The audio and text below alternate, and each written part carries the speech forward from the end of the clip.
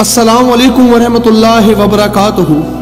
Social media کے دوستوں کے لیے آج جو میں پیغام ریکارڈ کروانا چاہتا ہوں، خاص کر میرا پیغام آج مولانا خادم حسین رضوی صاحب کے لیے۔ انہیں جانا انہیں مانا، نہ رکھا غیر سے کام، للہ الحمد میں دنیا سے مسلمان گیا۔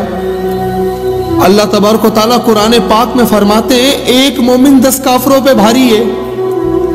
میں نے دیکھا اس مومن کو، میں نے دیکھا اس مرد کلندر کو جس کی للکار یہاں سے تھی اور کفر وہاں سے کانپ جاتا تھا۔ کوئی اسے دہشت گرد کہتا تھا تو کوئی مسلمان اس کا مذاق اڑاتا تھا، کوئی ان کی گالیوں کو فوکس کرتا تھا تو کوئی تنقید کا نشانہ بناتا تھا، لیکن کسی نے یہ نہیں جانا کہ یہ مولوی کرنے کیا جاتا ہے، کیوں دھرنے دیتا ہے، اس کا ذاتی مقصد کیا ہے۔ آج بھی تو اسی مسجد کے 2 کمروں میں سے ان کا جنازہ نکلا ہے نا۔ کیا بنایا جو لوگ تنقید کرتے تھے یہ کہہ کر کہ یہ مولوی پیٹ کا دھندا کرتا ہے، 1200 شیل کھا کر بھی کھڑا رہا۔ ابھی جب گستاخانہ خاکوں کا معاملہ آیا تو مولوی خادم کہتا ہے کہ جس کو دل کرے مجھے تختہ دار پہ لٹکا دو، چاہو تو مجھے جیل میں ڈال دو، چاہو تو مجھے سولی چڑھا دو، میرے نبی کے خاکے بنے، مجھے ایسی زندگی نہیں چاہیے، میں جینا نہیں چاہتا۔ اور اب ان کے منہ میں کیا بچا؟ مولوی خادم کو تو جمعے کا دن ملا نا، اور کل دکھائیں گے اللہ تبارک و تعالیٰ نے جو اس کے حضور نبی کی عزت پر پیرا دیتا ہے، جو اس کے محبوب کی عزت پہ پیرا دیتا ہے، اس کا مقام اللہ دنیا میں بھی دکھاتا ہے اور آخرت میں بھی دکھاتا ہے۔ بابا رضوی ہمیشہ کہتا تھا نا، حشر کو ہوگا معلوم کہ جیتا کون اور ہارا کون۔ کتنے ظلم سہے بابا نے، معذور ہو کر سیڑھیوں سے گھسیٹ کر اتارا گیا، ان کی بیٹیوں کو، ان کی پردہ دار بیٹیوں کو ان پہ گلے تالی گئی، ان کی مسجد پر حملہ کیا گیا، بابا رضوی کھڑا رہا، نوجوانوں کے دلوں میں عشق محمد بھر دیا۔ بڑے بڑے اسکالرز کہتے ہیں کینیڈا میں اپنے نوجوانوں کو روتے ہوئے دیکھا۔ انہوں نے پوچھا کیوں روتے ہو؟ بولا ہم نہیں جانتے، لیکن یہ بابا جو بولتا ہے وہ دل پہ اثر کر جاتا ہے۔ بابا آج کئی لوگوں کو یتیم کر گیا، بابا آج کئی لوگوں کو یتیم کر گیا۔ حضور علیہ السلام کی عزت پر جب بھی آج آئی، بابا سیسا پلائی دیوار کی طرح کھڑا ہو گئے کفر کے آگے۔ بابا پر گولیاں بھی چلائی تو کنہوں نے؟ اپنے لوگوں نے۔ بابا نے شیل بھی کھائے، بابا نے جیل بھی کاٹی۔ 103 ٹیمپریچر کے اندر فیور میں بابا اس وقت پر بیٹھا تھا۔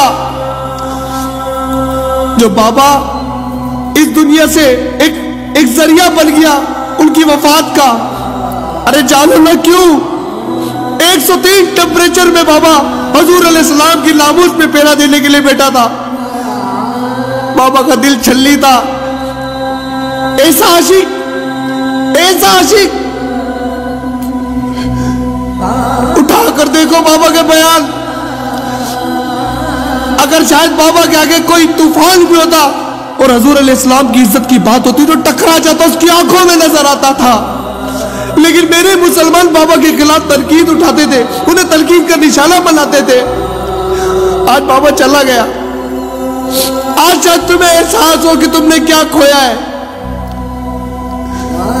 وہ خبیث گیرٹ ویلڈر کہتا تھا یہ دہشت گرد ہے، یہ ٹیررسٹ ہے، انڈیا میڈیا چیختا رہا ابھی کی رپورٹنگ پر، لیکن میرے مسلمانوں کو سمجھ نہیں آیا۔ امام مالک کا قول ہے، امام مالک فرماتے ہیں کہ نبی کی گستاخی ہو اور امت خاموش رہے تو اس امت کو جینے کا کوئی حق نہیں ہے، وہ مر جائے۔ بابا رضوی کا دل اتنا چھلی تھا کہ حضور کے گستاخانہ کھا کے شائع ہوئے، بابا رضوی کی جینے کی چاہت ہی ختم ہو گئی۔ کون سمجھائے گا علامہ اقبال کو؟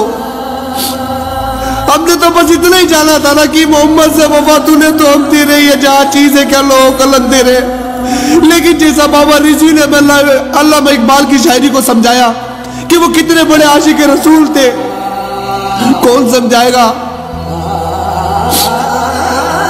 اب ان لوگوں کے لیے کہنا چاہتا ہوں جو بابا رضوی پر شیل برسا رہے تھے، تم भी मिलो, बाबा का कौन सही होगा, क्या शक होगा मालूम कि जीता कौन और हारा कौन। तुम्हें शर्म नहीं है एक माजूर के सामने इस तरह जुल्म बर्बरियत करते हुए। और अब ये पैगाम उन लोगों के लिए जो बाबा रिजवी को गलत बोलते थे, तलकीन का निशाना बनाते थे। कल के जनाजे में तुम्हें पता चलेगा जब अल्लाह तबारक व तआला दिखाएगा तुम्हें बाबा रिजवी का जनाजा। लेकिन आज उम्मत को एक बात कहना चाहता हूं,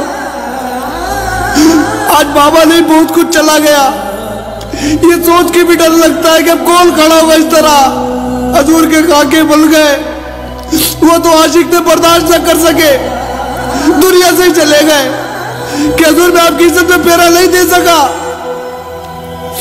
जहाद का ऐलान करो तो एक्सट्रीमिस्ट दहशतगर्द बना दिया जाता है। इसका मतलब ये जिस कुत्ते का बस पड़े वो मेरे नबी की शान में कुछ भी करता फिरे। मेरे जैसा माजूर है बाबा रिजवी, आप माजूर नहीं थे, आप माजूर नहीं थे, माजूर तो हम हैं जो पैरों वाले होकर घरों में बैठे सिर्फ अपनी रोटी, अपनी भूख, अपने घर को देखते। जाकर पूछ लेना कि बाबा बुढ़ापे में भी सीढ़ियों से घसीटा जाता है और बाबा मुस्कुराता है। पुलिस वाला देख के कहता क्या देख के मुस्कुराता है, तो बाबा कहता जिसके लिए तू मुझे घसीट रहा वो तुझे नहीं देख रहा, लेकिन जिसके लिए मैं घसीटा जा रहा हूं वो मुझे जरूर देख रहे।